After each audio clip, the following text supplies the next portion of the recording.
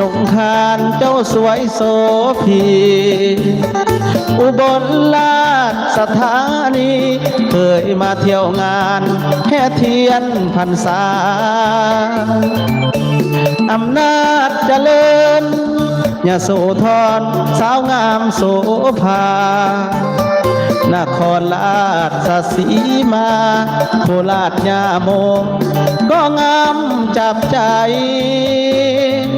บ่าวลาวฝั่งซ้ายส่งใจไปถึงคนงามขอนแก่นมหาสารคาม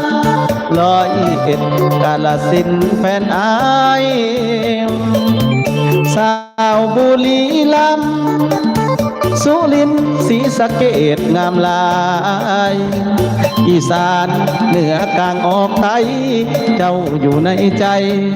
บ่าว